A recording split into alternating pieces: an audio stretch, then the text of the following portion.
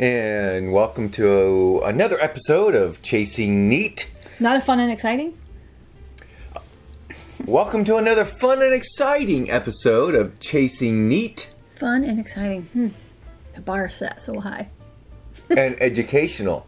See, we added that. Oh, and educational. And educational. Oh my gosh. What's your name again? Dawani. Dawani. I'm Michael. We're Chasing Neat. Yep. Thanks for joining us. If it's your first time, thank you for stopping and pushing the play button. That's right. And while you're pushing stuff, push that subscribe button. Help us on our way to 1 million subscribers. We're so close. We're gonna make that Taylor girl have run for her money. We're in our bourbon era. That's right. So what are we doing tonight? Anyway, well, Ambarana, cigar batches. I mean, it seems like I thought that was going to be a phase, but yet we still keep finding more cigar batch blend blah blah blahs. So I thought started with the Joseph Magnus I know. cigar blend. I mean, seriously, we started with Good old Joseph Nancy. Magnus, and that was like the highest bar, I think, or trendsetter, that we didn't know was set back then. But anyway, tonight we're just going to sample and talk through these latest versions of the cigar batches that we purchased. Yep, just recently. Yeah. So these two are finished in Ambarana. This one is not. Oh. But this one is finished in Armagnac, cognac, and rum. And so it's Armagnac, cognac, rum, and port cask. Right, Tawny port. So 1, 2, 3, 4 finishes. Yeah, well, anyway. Don't know how they do that. Anyway, jump right ahead. Yeah. So, anyway, if you haven't zoomed in on your cell phone or whatever to see what we've got here, we're starting with we have a Starlight Distillery product. It is their cigar batch, which is, this season's release. I think I read they release it twice a year. Yep. So we happen to grab one of those. Awesome. Starlight. We'll talk a little bit about that. So it's in our neighborhood of Indiana. So it's southern Indiana. Yep. They're a big winery. Yeah. And then we have the Walley Run, very small batch, malted rye whiskey, which is their cigar batch. This is from out of New Holland, Michigan. Again, Also, in our neck of the woods. Close to us, even though it's in Michigan. We're on the state line. And then this final barrel. And this one final bottle is a short barrel cigar batch. Start all over with that one. And this is made in it's Atlanta. blended out of Georgia, so we'll talk about Atlanta. that. That's definitely a new introduction to us, that short barrel brand by our enabler. Yeah. So anyway, Mike poured 3 glasses back here, and I thought we would just go through the different ones, and we're just going to start off the Starlight one back here. Start with their. Yeah. Well, we got to start this from this side over because they're high. I think this is, what did I say? What proof is this? I was just going to finish with the 103 proof right here, 105 proof, and then they're all kind of similar, right? So.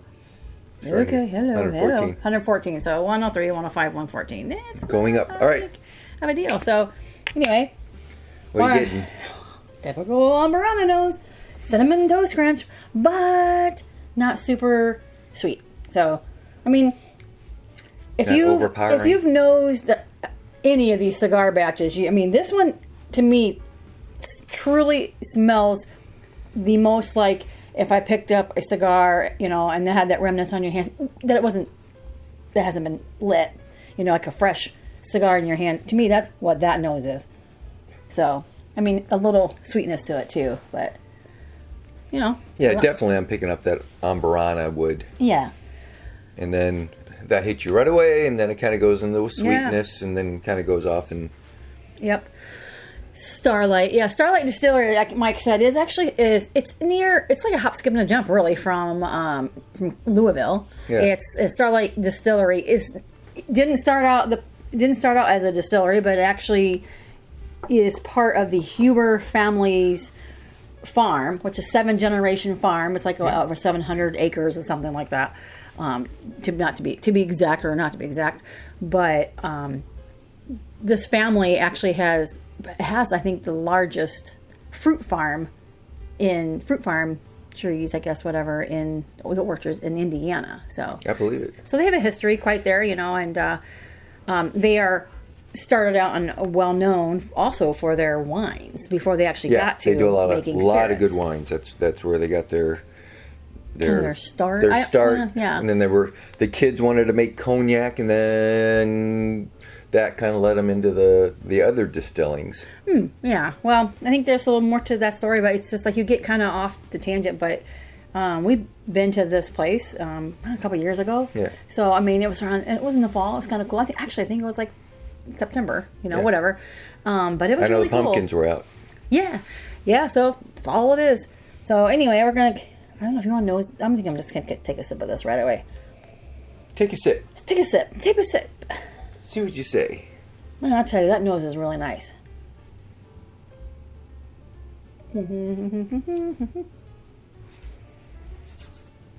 Yep. Definitely strong Amburana. Yeah, but it is not sweet at all. And that proof at 103 proof feels pretty warm in the chest. It's not heartburning like no Kentucky Hug, because we know it's not overdone like some of the other Amburanas that we've tried that are just so impactful. But damn, that finish is that wood. Kind of astringent right at the very end. Yep. The finish, a lot less. Just astringent is the way I want to term that finish. It's got a little bit of a bite to it, but it's not. I mean, for the Amburana Cigar I'm Black, have to do this because that is so overpowering. So is that too overpowering in a good way for you, or no? I'm Okay, a big never fan. mind. Never mind. Chew first. We'll just continue. But I can see why he would want a palate cleanser in between there, because you're right. It is not like most cigar batches that we normally drink. It definitely has a true, fresh, pick up a cigar in your hand and that lingering scent in your hand. Aftertaste. And the lingering on the back of your tongue. That next morning, blow your nose, and you've been smoking a cigar. Sounds to me like another very good adjective. So I'm going to guess probably right off the bat that's probably not something of these that you're going to be a favorite. But it's first sip only, so. All right, moving on. Let's move on to the New Holland's very small batch rye whiskey, which is their cigar batch. Like you said, the Walley Run is a brand that's made from New Holland Brewing. Yep. Which they're known for making their beer, and Dragon's Milk beer versus Dragon Milk whiskey. And Origin, which is over there behind the. They have several other spirits, but like I said, these guys they're making their own whiskey and they're aging it themselves. This is the first year I think we've run into it, though. For them doing it for 7 years, I didn't know they were doing this, but I guess if they were doing the other stuff, it kind of makes sense why they would have distillate to be able to do this. So. Well, they have it. They have the barrels. They have, the sources. So, and they do a good job. So. Yeah. So definitely a lot less Amburana on the nose on this. In fact, I'd be hard pressed to say that there was any Amburana on here in the nose. Yeah. Well, like I said, the back of this very small batch, 2024-2 cigar batch. This one, like you said, Amburana, Armagnac, and sherry casks. So. Yeah, and it's like, what did I say? Like 70% rye, and the rest malted barley. Yeah, probably. And pot distilled and sweet mash. This nose is, if someone said this is a cigar batch, I'd say not a typical nose for a cigar batch. Absolutely not. not. But It's got a little bit more ethanol vapors in your nose, though, if you go a little bit deeper on that. Did you just nose this already? Yep. Oh, do it again. Do it again. You can sip first. I want to sip. Sip it. Sip it. Mm-hmm. Yeah. At first hit, it reminds me of the Origin. Mm-hmm. But then I don't get that malted taste like I get on a lot of high malts. I don't taste the Amburana. I don't taste that cinnamon. Yeah. I got just in that swallow there. Just enough. I got a little bit of cinnamon in like in the back of my throat into the back of my nose. So it's just that's nice. Which I think unique. is why we bought it, because I was like, we first of all, we're first to try a malted rye anything. We tried that. That's what's great about going to whiskey festivals. That's where we tried it up in Kalamazoo's Whiskey Festival this year, and we really liked it. So, gee, I can't remember. Did we get it at Texas Mart? I feel like probably we did. Because I think we had this before we visited New Holland in July or the summer or whatever. Yeah, we already. Did we come back with no? Because they didn't have any for sale. Right. We tried it there. They didn't have any for sale. But then we came back and we'd already saw that we'd already had purchased one previously. But I remember of the things that we tried there at their tasting room up in, was it New Buffalo? Or no, I think it was like Saugatuck or something like that. It was the one that we liked the best. And we actually liked all of the things that we tried there. Yeah, so we actually, in the summertime, we did actually go to New Holland, like the tasting room, because we wanted to, we heard that the Origins, Dragon's Milk Origins, there were other distillery-only releases. Because we got the bonded, I think. Yeah, we got the bottled and bond, but I think we went there because we saw on Bourbon Junkies that they had all these different varieties of them. Not a lot, but I'm just saying, like, where did you get that? So this is a couple years ago. And so we thought, well, this time we'll see if we can pick up one. And of course, we could not come up with anything other than no, because they were all sold out. Which is fine. Yeah, which is fine. We did come home with bonded though. Yeah. So what did you think about this one compared to the Starlight? I mean, I like this one better than this. And that one's not even sweet though. The malted rye Walley run is not even really that. Yeah, sweet. It's not overly sweet. Again, it's just different enough that it's like, I want to keep trying it to find those notes and those characteristics, but that's a good quality to have in a spirit, in a whiskey. Is it makes you want to come back and sip it again to find out more about it. It's like asking more questions. This again is just, I definitely, if you were pairing it with Cigar, I think the Amburana would even out. I think it would hold its own through a heavy, strong cigar, or a smoky filled room if you were just there sipping it. I wonder if that's why. Well, are they calling these? You'd have to ask Nancy. Yeah, I'll ask Aunt Nancy to weigh in on why she termed it that way. Yeah, I mean, a lot of these cigar blends do truly smell like cigar. To me, fresh cigars. Like I said, I wasn't around a whole lot of cigar smokers, but my dad smoked Dutch Perfectos. Ooh. Not one after the next one on, just that's the thing he did every other night or something. Whatever, just generic stuff, right? I mean, nothing. Remember those Dutch Perfectos boxes with a yellow Perfecto and all the Dutch guys on it, and open it up and the little nail that held it. My uncle, my dad's uncle, my great uncle, he used to smoke, I think, similar those Dutch Master whatever. So maybe I'm just assuming it was Dutch Masters, but we always grabbed those boxes. We as kids, that was the thing we used as our remember there pencil. was a yellow one and a blue one. Yeah. I think they had something else, but I remember. But Dad always bought the yellow ones. And we always just decorated them they became our pencils and school utensils that we take to school.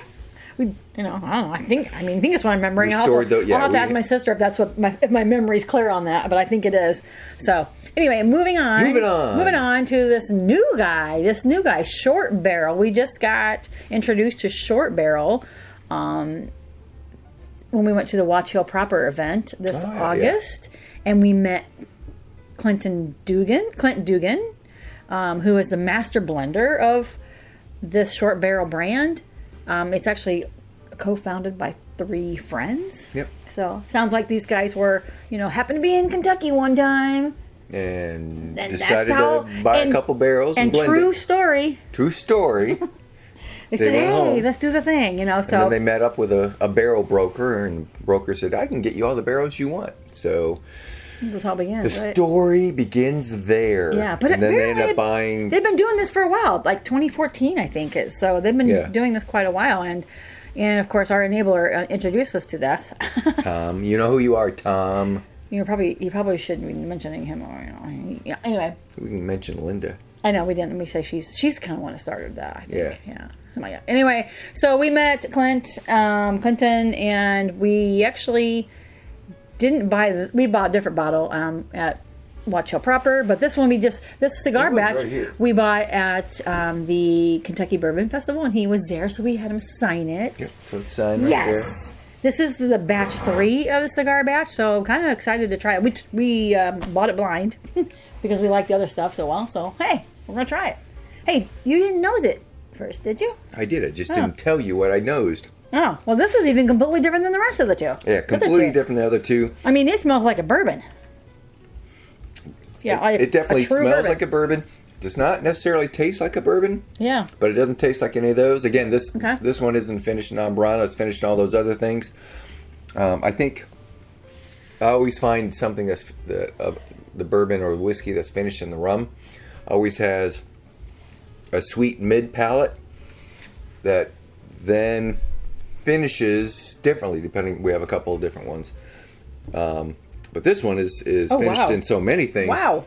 That finish is just all over the place. It just keeps going and going. It goes in this direction and this direction. It's just tangents on the finish. So the first time it hits your tongue, you get one sweetness, and then that mid palate, and then the finish goes in so many different directions. It's nice. So to remind you, it's finished in Armagnac, Cognac, rum, and tawny port cask.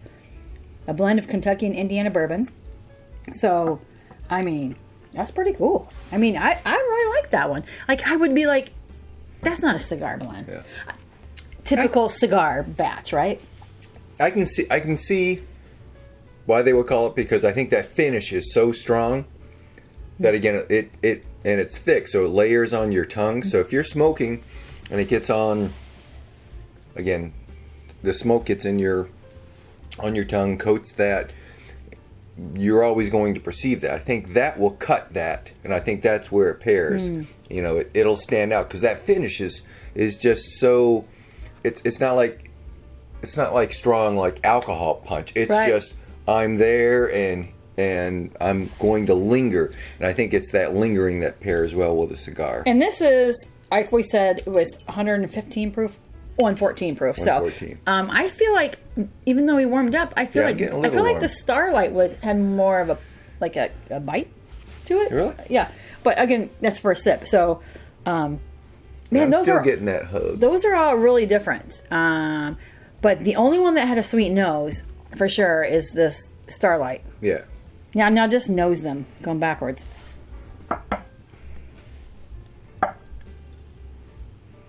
Ooh. On the nose, it goes less, more, lot. For like smelling like just tobacco-y. Just the nose. It's got a little bit of a nose, got a lot more nose, got a whole bunch of nose. I mean, that baby hits you. Okay, so especially now it's been coating the inside of the glass. I definitely, this one knows. I mean, if someone said tobacco nose, I'd say 100% this is what Starlight smells like.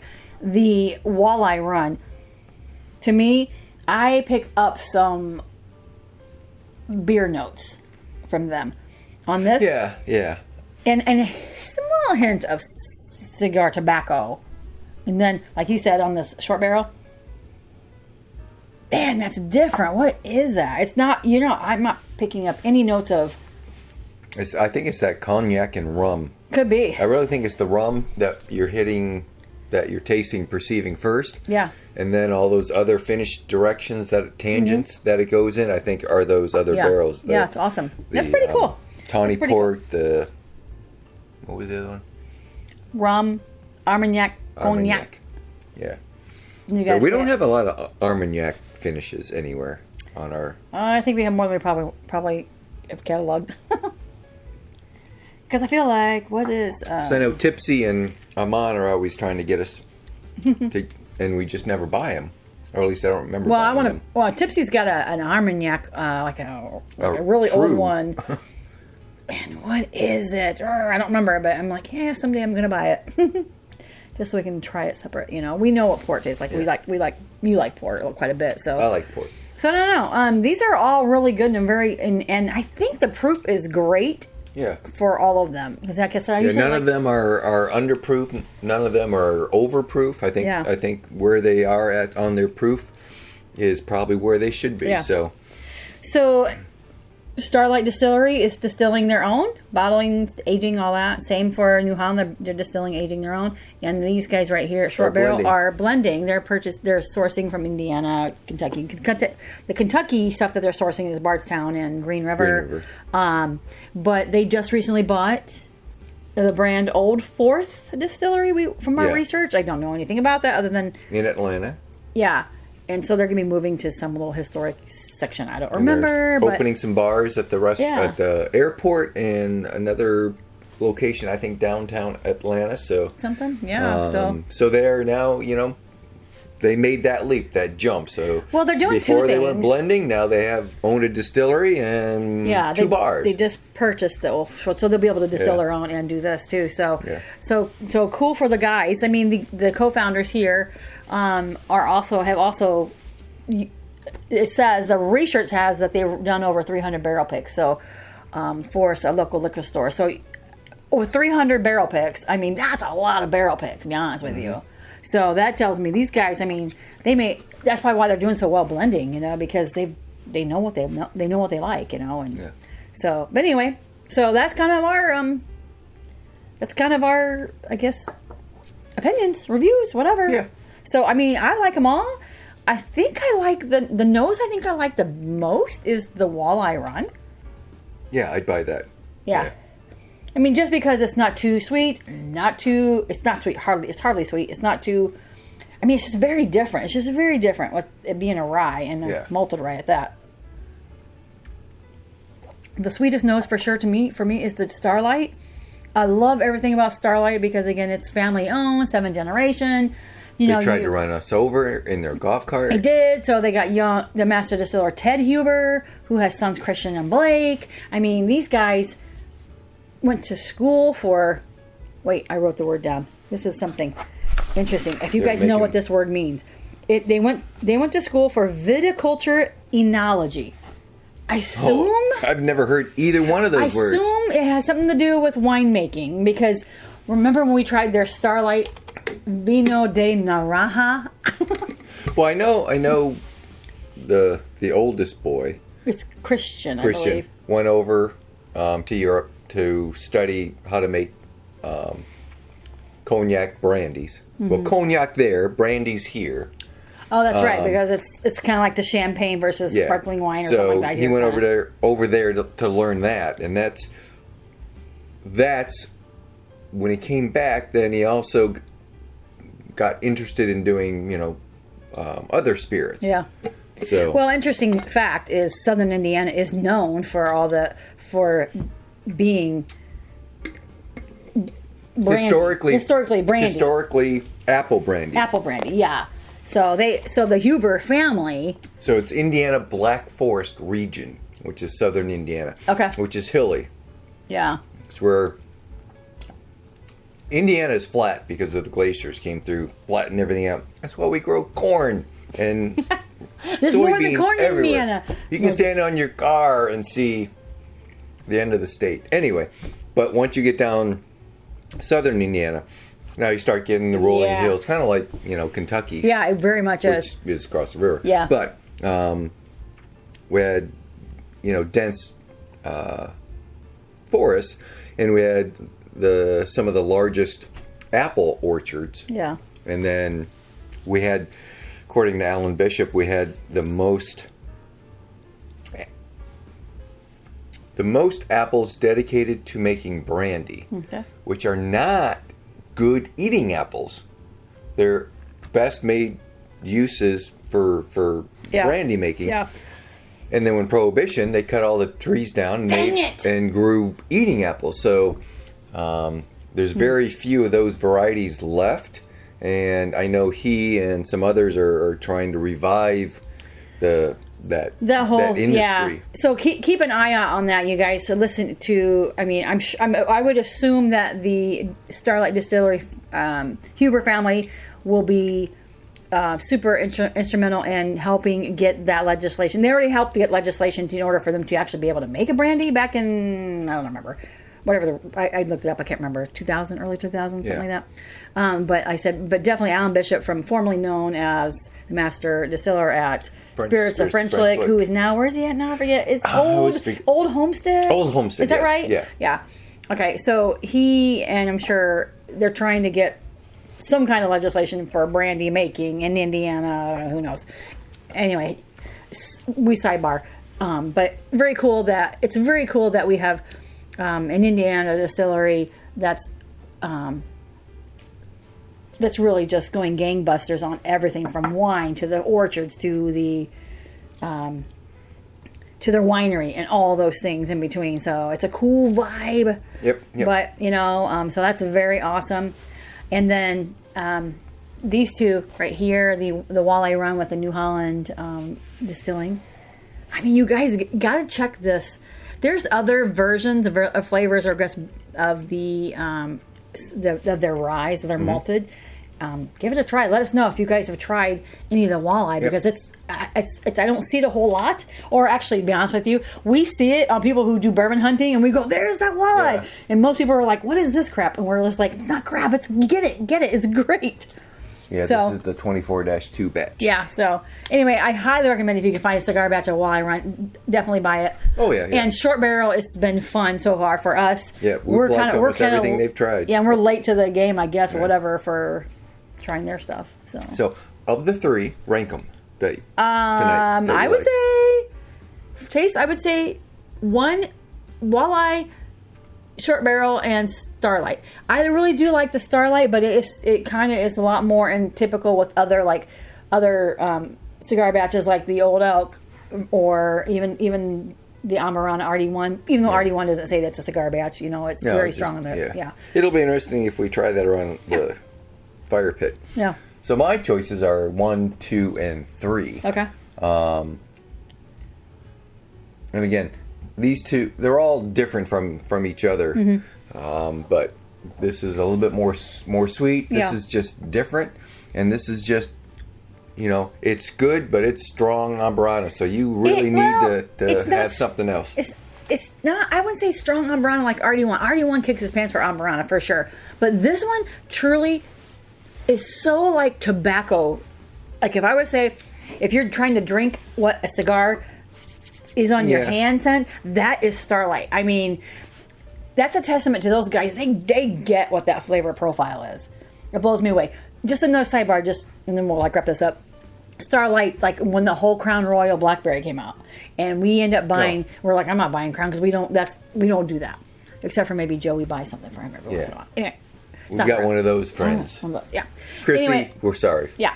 So Starlight Distillery, they produce their Starlight, their blackberry flavored whiskey made from their blackberries. Yes. And that stuff is so good and so pure. So, I mean, not flavoring, real stuff. So, I mean, these guys get it. Yeah. So I think as far as producers, they, from farm to